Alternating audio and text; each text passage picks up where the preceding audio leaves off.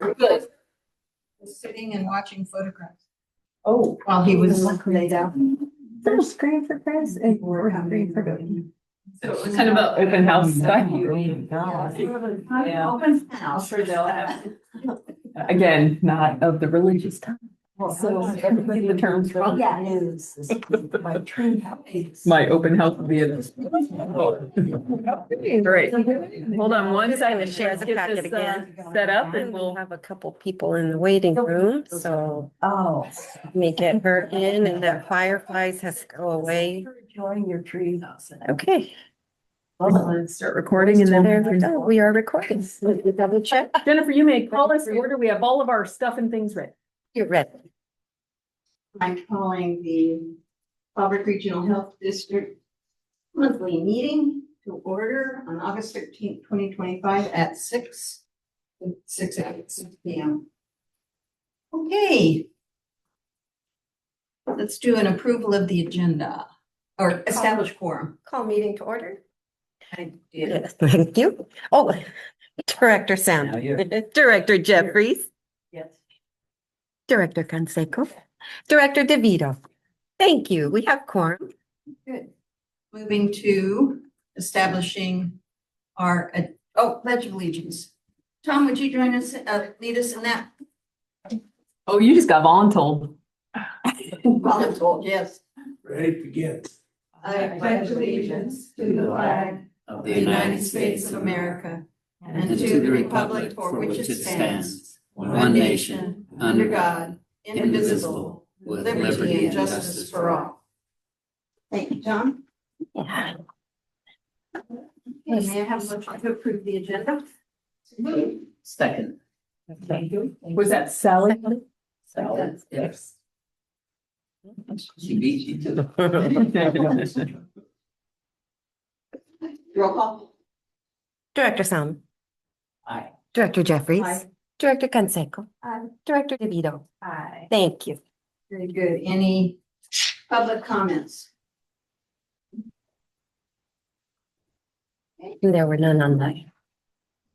We'll move to item D, which is a presentation on a very common occurrence, the headache. Yes. So Rachel, it's my Raquel, it's my understanding you have attended a conference and I did. have some interest in this area, so tell us all Yes. about it. Last March. Let me grab my folder. I beg your pardon. I'm gonna go in a circle here. My folder's right behind you, Mr. I have some handouts for you as well. Okay. And. Do that. Thank you, Howard. There's one set. And here's another set and the other and the other. And those all together. Sure, well, pass them. Thank you, Howard. The tables Give turned. us a moment to gather our Yes, absolutely. handouts, okay? Okay, and this one, let's put packets together. It'll be fine. Okay, let's put packets. Pass them on. Okay, 1, 2, 3, 4.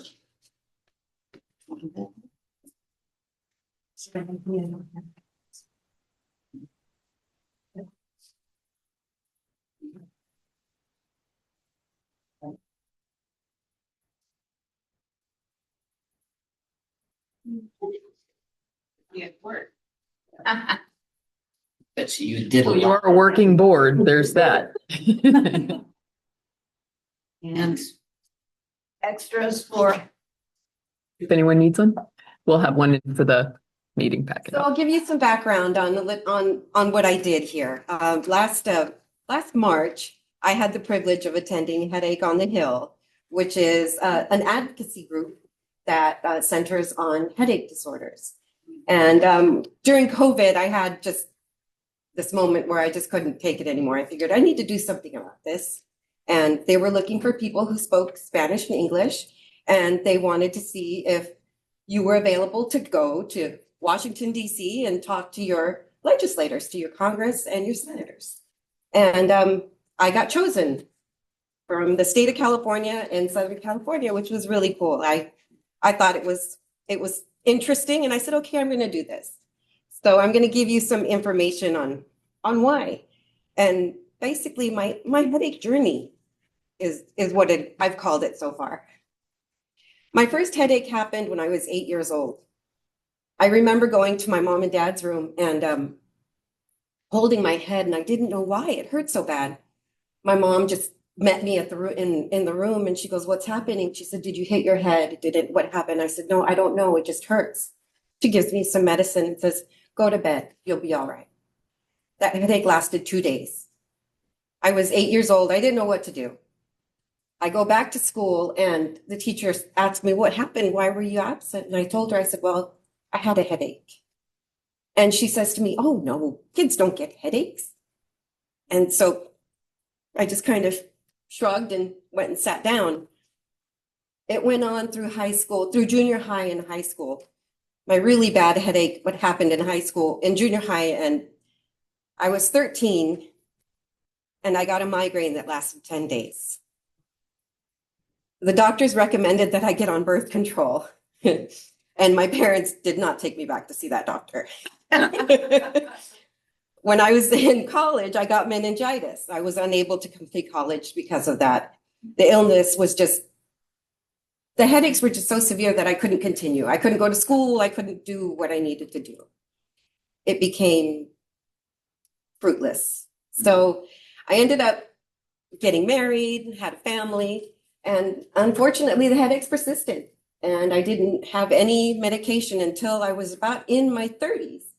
And they said, the new stuff is coming out. Maybe this will help you. Maybe it won't. I thought, okay, let me give it a try. I'm going to grab my water. Excuse me. So I continued, and that medication worked. Unfortunately, every time I changed the doctor, I had to go back to the medication that doctor wanted me to go back to, not the one I was already on.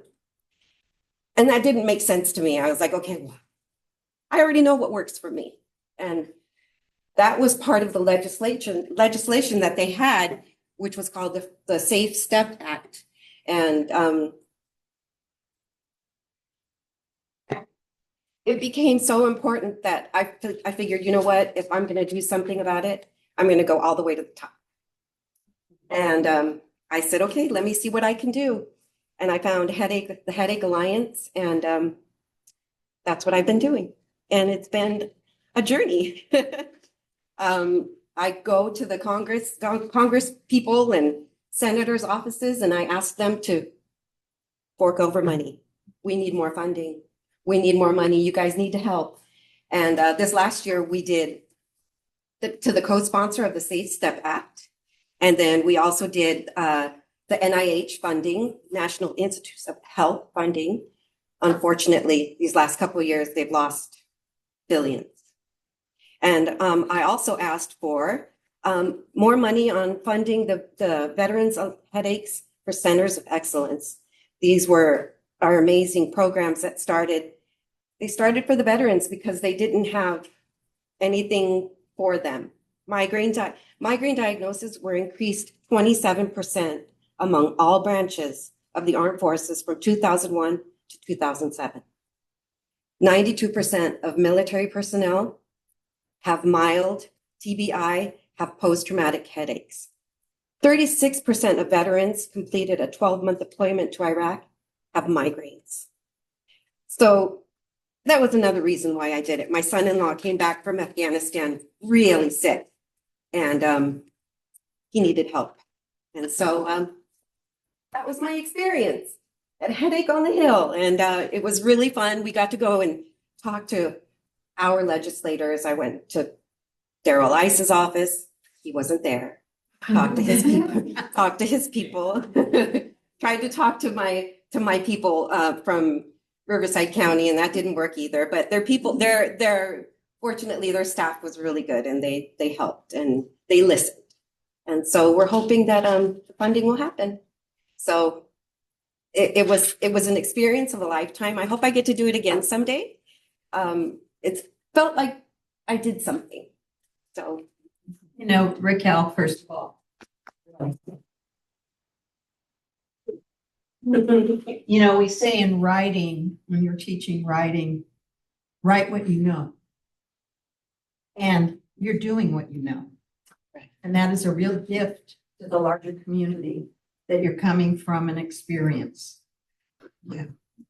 So, as I understand it, the headache on the hill, it could have so many meanings right now. It does, yes. But we're gonna do the physical. And the debilitation of people through either just the repetitive headache cycle, but the migraine headaches especially. Is the headache on the hill primarily a effort to educate and therefore get more funding? Yes, And the funding has been diminished quite a bit, as many research strands have been done. And this added wallop relative to caring for our veterans. It seems like that's a pretty good packet to, my experience is on the Hill is year after year after year after year. And I'm really proud that we had a staff member who went and experienced this and brought her own experience to the fore. So I just want to thank you for that and invite any other comments or questions. Yes. Is the medicine that you're on now working? it is. Oh, good. It is. I've been very blessed that it's continuing to work, because I've been on it for about 25 years now. Secondly, when the physician said, give her birth control pills, was that a thought that those pills might help, or that you would not be able to pass on your malady to kids? The doctor assumed it was hormonal. Mm-hmm. It was So common. it was Common. a very, yes. So my parents, being Hispanic Mexican parents, they're like, oh, not this guy, and Right. they were disgusted. So but it was interesting to have to go through that as a child, and them not believe me that that I did have a headache. So it was tough, but it's And I apologize better. for the teacher who said children don't have headaches. Oh, On behalf of my profession. thank so you. Sorry. Thank you. Yeah, it was a bummer. Thank you so much for listening. Thank you.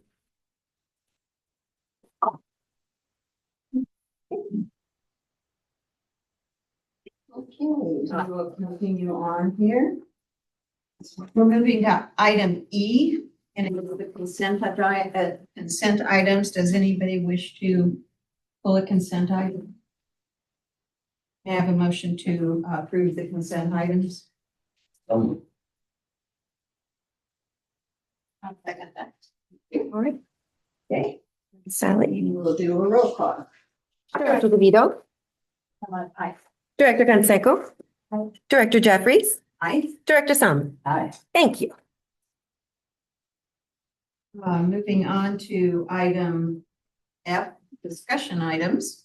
Well, first and foremost, we have our Finance Committee report, and we'll look forward to hearing all about it, Howard. Okay, the Finance Committee met on the 6th of August. Both Sally and I attended. And I know that the discussion items that were on our agenda are also at least a couple of them on tonight's agenda. So I'll just focus on the financials. This, of course, was the end of our fiscal year. And since we talked about Humphrey Bogart, I could say that, referring to Frank Sinatra, this was a very good year. And yeah, so our total income, and I'm not going to focus on the Wellness Center for the moment, or ever. I mean, tonight, that was $2,650,709, which was compared with the budget of $2,425,984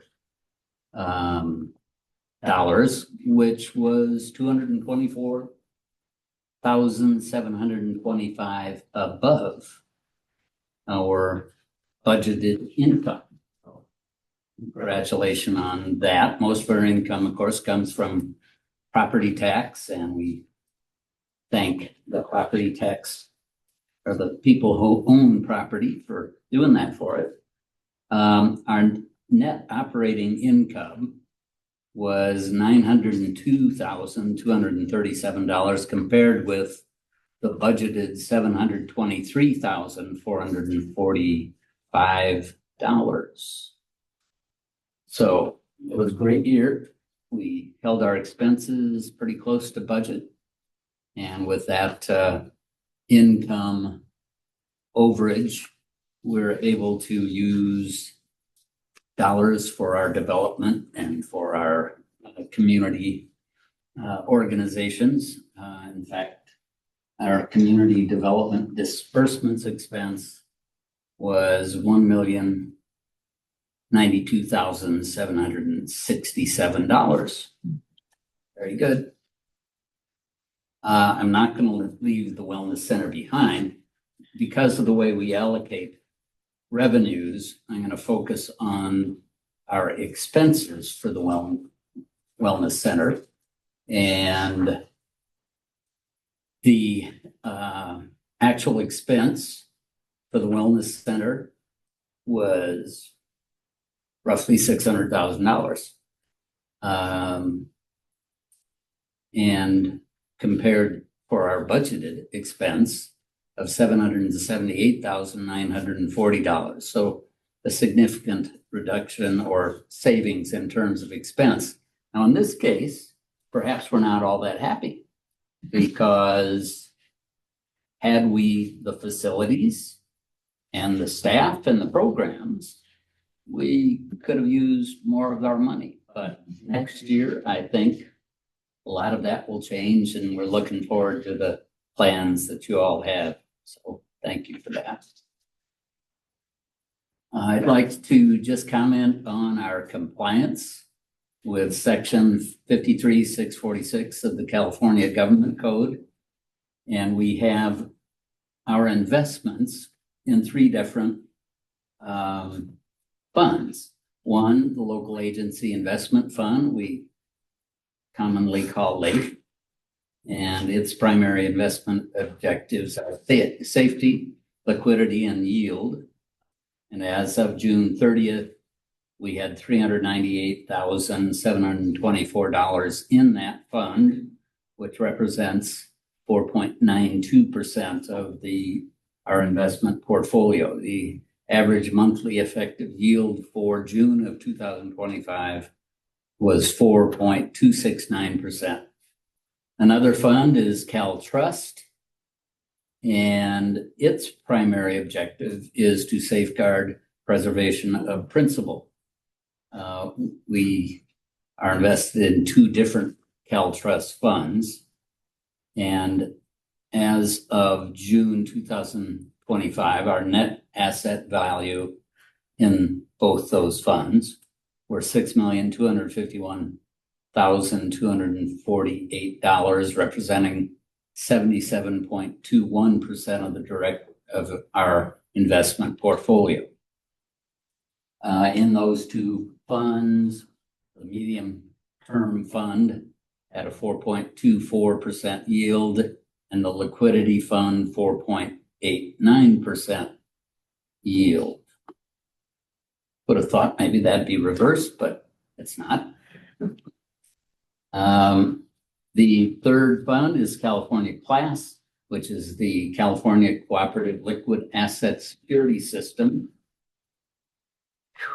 And its priority is principal preservation.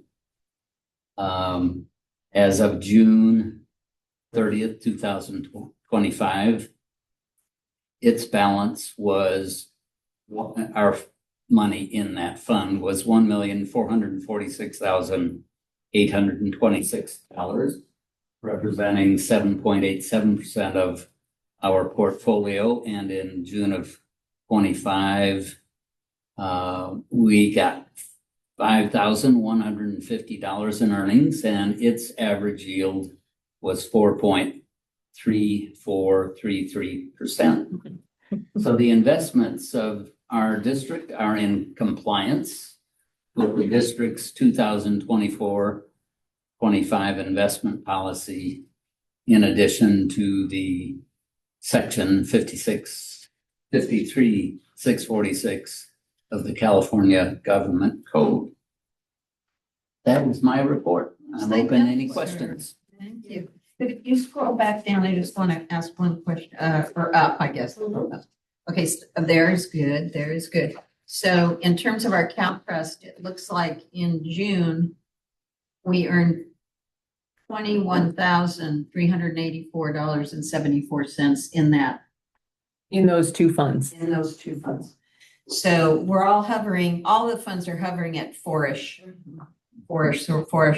and maybe once things settle down a little bit, interest rates may be kinder. We'll see. We're spread in a way that makes sense, and thank you for monitoring that, Finance Committee. It's appreciated. Okay, any questions, my board colleagues? Good to go? Yeah, okay. Thank you so much. Thank you, Howard, You're very welcome. for that recitation. You can be on the stage. Okay.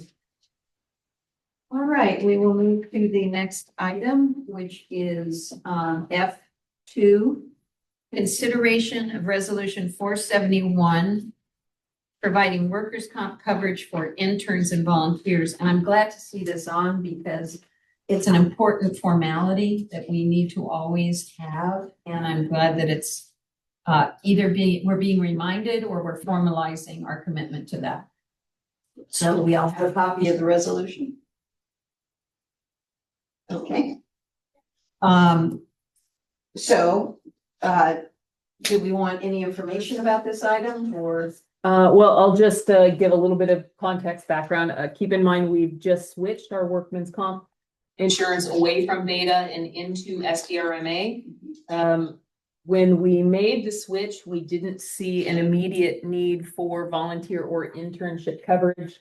So you hadn't seen this resolution before. Teresa was approached by UCSD that has a community health worker program. They pay the intern, but they needed a site for the intern. So they've reached out to us in order for us to have that volunteer. It's intern is the term, but we're not paying them. And they're considered a volunteer. We did need to have this resolution to have them be covered under our workman comps insurance. That cost will really depend at the end of the year, once the total number of hours of intern/volunteer hours are compiled. Then there will be a nominal cost overall. But again, it's a good part to the district's ability to provide advanced programming and services to the community. Great, good. And the unpaid internships are becoming more obsolete. Actually, there's an effort to drive them deeper more, which is great. And we are sitting pretty in being able to take advantage of that. Right. So I'm glad this is going into place. And how many people, does it? This will be just the one intern at this time. There's just one intern. But in the future, depending on how this program goes, how it fits with us, there could be additional interns. This also paves the way for future volunteers. And as Teresa and Bianca and the programs team have come forward, there are opportunities, especially in some of our Spanish language programming, where we may want to utilize community volunteers. This allows us to put this forward. Our goal is always to have the policy or the coverages in place before the opportunity gets to us. So right now, Judith has been handling a lot of the insurance parts, working through those pieces. And then Teresa is currently working on kind of a policy procedure manual, expectations onboarding, so that when volunteers do come on, we know exactly what they're expected to do, rules, regulations, and everything. So everyone has the same training. Okay. And we need a motion to approve this. Correct. Okay. May I have a motion to approve this for So further moved. discussion? So move second. Thank you. Thank you. Further discussion or questions? One question. Is this a legal requirement or optional? No, it's a legal requirement. Yeah, and it's a best practice as well. It covers the board as well, Mhm. individual board. Okay. A roll call vote, please. Director Salmon, Aye. Director Jeffries, Aye. Director Conseco, Director DeVito. Aye. Thank you. So we'll formally adopt resolution 471, Thank and you. then we'll submit that to SDRMA and have that in place. Very good. And thank you for finding a good carrier for us. A natural carrier. That credit all goes to Judith, all of it. Everybody stare at Judith for a minute. She's probably the happiest of all to not have to submit paperwork to Beta. Yes. Good, good. Okay, a win-win. Okay, coming into the ever popular payable records destruction, F3. Will this lighten our load with Mountain? No, Unfortunately not. this will lighten the load in the records room upstairs. We haven't quite started cracking that nut code yet. Okay, so consideration approval, anything you want us to know before I call for a motion?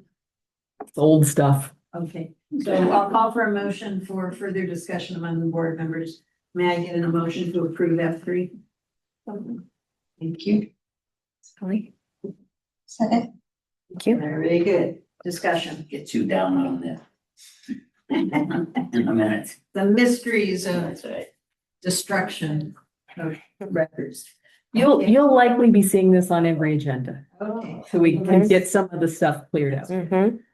thank you for paying attention to the rules related to document destruction.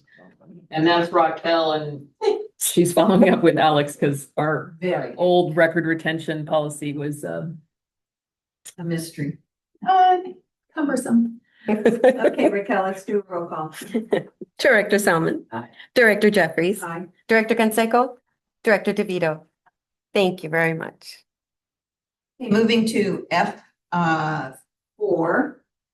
On behalf of Cindy and me, we are the strategic planning pre-thoughters here. We met with, at our regular meeting, we met with Judith and Rachel and Teresa Mhm.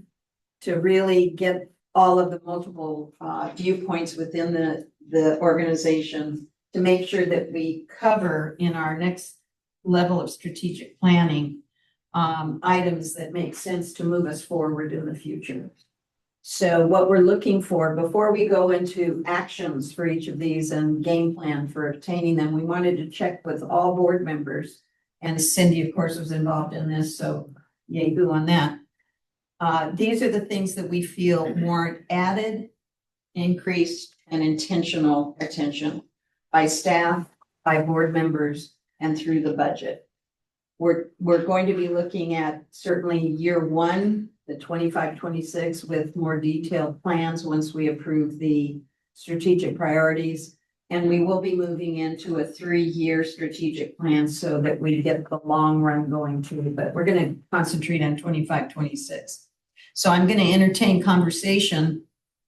Actually, I'm going to entertain a motion and a second so that we can have discussion. Would somebody like to make a motion to accept these strategic priorities? Sure. Thank I you. so move. Okay. Thank you, Sally. Roll call? Director DeVito. Aye. Director Conseco. Director Jeffries. Aye. Director Salmon. Thank you. Thank you. Okay, so let's have some fun and talk about these things that we're recommending to be part of our efforts. Any comments, concerns, questions? Were there other program items that you discussed and then dismissed to come up with the 4 that you have? What I would say, no, but I think the reason was we have such a rich program, we have such rich programming at the Wellness Center now that there was no discussion about what we'll stop doing in order to start doing, although that will have to be had in terms of money. But these were the things that really came to us, and there was no other imaginating going on. But thank you for that question.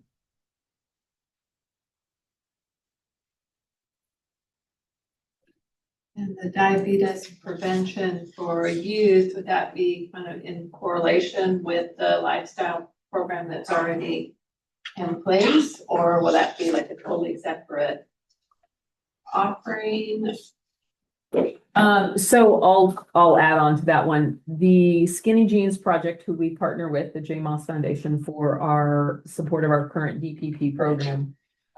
They were able to receive grant funding to start to develop this diabetes prevention program for youth.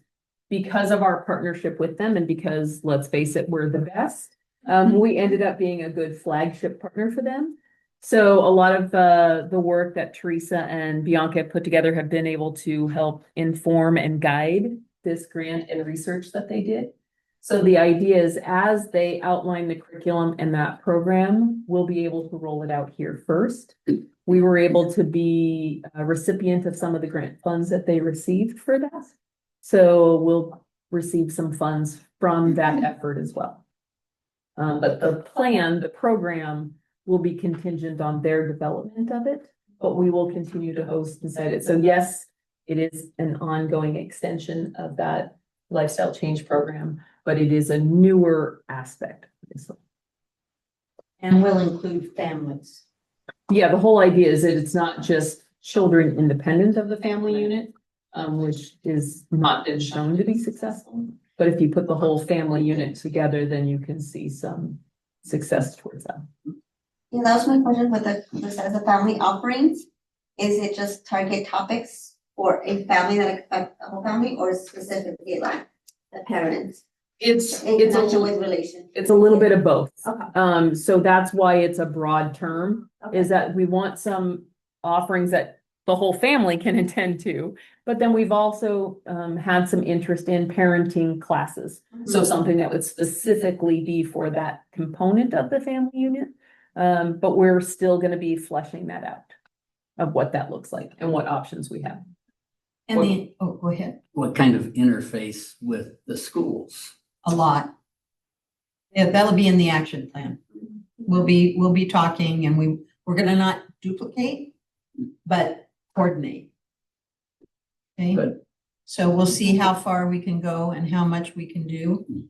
Mhm. We don't want to co-opt, we want to augment, but we have limitations on how much we can do. But there is a need for more whole family opportunities, and we have such a great center. We could do some things, even if we did 4 things a year, it could be impactful, but we'll see what evolves. Okay. And then if we have suggestions, ideas for those topics, We'll just be- bring them to the facility. I'll be actively, Okay, collecting. yes. And We'll have a you should workshop. probably submit them to me first so I can make sure that they're on the strategic planning agenda for discussion. Make sure it's there. Yeah, there'll be opportunities for everybody to join in. Okay, very good. Could you scoot down just a little bit more to get the, there we go.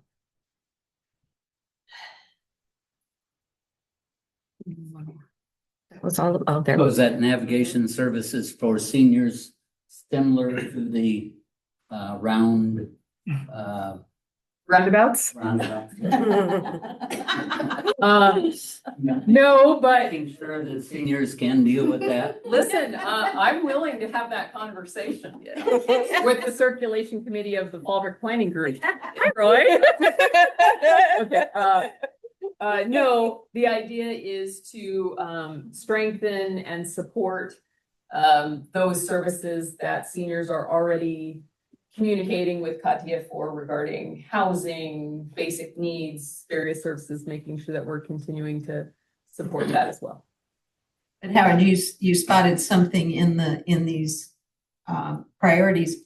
You know, part of strategic planning is knowing what new to add, what current to deepen and what to let go of. We're not quite at the let go of yet, but this would be a deepening of what we're already offering and getting more people benefiting from it. Good. Mhm. Okay, I'm going to call for the vote if everybody's done with their questions. Okay, roll call, please. Director DeVito. Aye. Director Canseco. Aye. Director Jeffries. Aye. Director Salmon. Aye. Thank you. The next happy stance is the F6, consideration and approval of the amendment to the CEO contract. Actually, let's go back up to F5, which is the Like I employee. said, F5. Sorry, thank you. It's a highly important one because health insurance benefits are of interest to all. And do you want to give us a little baptism in this? please? Yeah, I'll do the brief, and then when you have real deep questions, I'll turn it over to the expert in the room. So you've seen for a while now, the CalPERS concern on a lot of our agendas. It really had to do with, we entered into a contract with CalPERS in 2000, and we've needed to make some amendments to that contract. That's not really allowed. That's not how CalPERS likes to play. We are unique, special in our CalPERS contract in that we offer health benefits through it, but do not have the retirement piece. That is largely unknown in the CalPERS world. So what that means is that the way the contract is written, there are pieces that really don't fit what we do. And in order to make changes, we would have to add in the retirement component, which is prohibitively expensive. And if we funded it exactly the way the contract says, it could easily bankrupt the district within a 5 to 10 year period. That's not really sustainable, and that does not fit with this district. So Judith did considerable amount of work to try to find an alternate for health insurance benefits. Again, we turn to our friends at SDRMA that does offer health insurance benefits through special districts, 2 special districts, pools these tiny districts together so that we have a larger negotiation. Which is great. It gives us an option to get out of CalPERS. And it does not have that limitation that the pension and some of those lifetime benefits would cause. The challenge with that is that it is more expensive. So we're looking at a 20 to 25% increase in that. In the short term, it costs a little more, but it does not entangle us with a long-term liability. So it's in the district's best behalf to invest in moving our benefits over to the SDRMA plan. We are currently investigating exactly what CalPERS will require from us in order to exit. So Judith is doing that work with CalPERS, as well as working closely with SDRMA to find out what exactly they need from us to opt in. Getting into SDRMA will be likely much easier than getting out of CalPERS, but that's where we are right now. Did I miss anything? No, not at all. Okay, you'll find in here, there is a chart that does talk about some of the rates so that you can look at some of the comparisons. Those numbers are not exact because they're the 2025 plan rates and such, but do note that it will make a change. Moving to SDRMA will put us in line with what the district had wanted to do as far as employee benefits that we weren't able to do with CalPERS. This has been a 2-year conversation, from previous legal to outside contact to where we are today. So it's relatively unheard of for an organization to go 25 years and not evaluate their health insurance in the kind of climate we're in. 2000, right, is when we signed up for PERS. So we're kind of an anomaly in that, you know, it's the biggies that are involved in it. Howard, anything from finance about this? We recommend that we approve. Okay. All right. Questions? No, I just heard it for the 3rd time, so I.